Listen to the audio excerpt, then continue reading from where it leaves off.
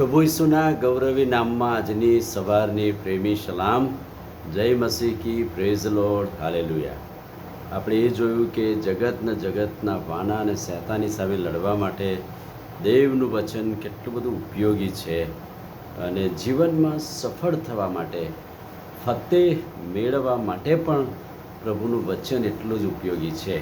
આત્મિક જીવનમાં, દૈહિક જીવનમાં, ખ્રિસ્તી જીવનમાં સફળ થવા માટે પ્રભુનું વચન શું સમજાવે છે? ગીતશાસ્ત્ર 1 અધ્યાય 1-3 વચનો.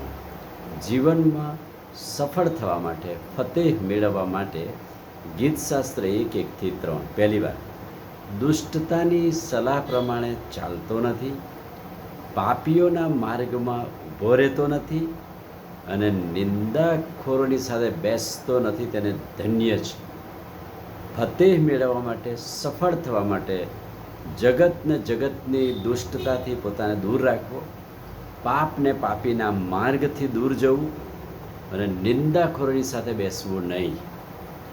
તો શું કરી શકાય?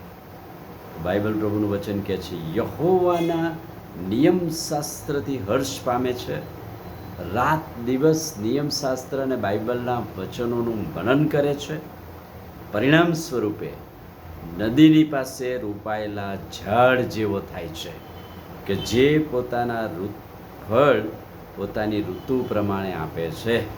એટલે કે જીવનમાં સફળ થવા માટે, ફતેહ મેળવવા માટે, નદીની પાસે રોપાયેલા ઝાડ જેવા બનવા માટે, સિઝનમાં ફળ આપવા માટે, જેના પાંદડા કદી પણ ચીમડાતા નથી અને સફળ થાય છે. સફળતાની પાછળ દુષ્ટતાની સલાહ માનવી નહીં, પાપીના માર્ગમાં ઊભું રહેવું નહીં, નિંદાખોરોની સાથે બેસવું નહીં, પણ સતત પ્રભુના નિયમશાસ્ત્રનું મનન કરવું અને તેનાથી આનંદ પ્રાપ્ત કરવો. યહોશવા પ્રબોધકનું પુસ્તક 1 અધ્યાય અને 8મું વચન. એ નિયમશાસ્ત્ર તારા મોંમાંથી જાય નહીં, પણ દિવસે તથા રાત્રે તેનું મનન કર. આ નિયમશાસ્ત્ર પ્રમાણે નિયમિત મનન કરવાથી, દિવસ ને રાત તેનું મનન કરવાથી, તેમાં જે લખેલું છે તે બધું કાળજીપૂર્વક પાળીએ છે, ત્યારે જ ફતેહ થઈએ છે, ત્યારે જ આપણો માર્ગ આબાદ થાય છે. જીવનમાં સફળ થવા માટે, ફતેહ મેળવવા માટે પ્રભુનું વચન અગત્યનું છે. 2 તિમોથી 2 અધ્યાય અને 15મું વચન.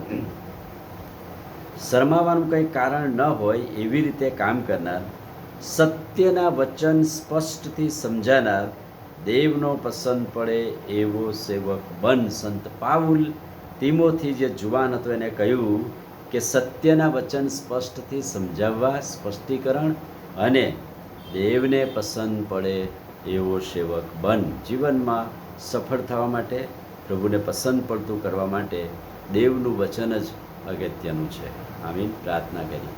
ભલા પ્રભુ, આજે સવારે ખાતરીદાયક, ઉત્તેજનદાયક વચન માટે આભાર. દિવસની શરૂઆત તમારા વચનથી કરીએ છીએ, ત્યારે જગતના વાનાઓથી ફતેહ, સફળતા મેળવવા માટે, તમારા વચનને વળગી રહેવા માટે અમારી મદદ કરો. પ્રભુ ઈસુના નામમાં માંગીએ છીએ, સાંભળો ને માન્ય કરો. આમીન. God bless.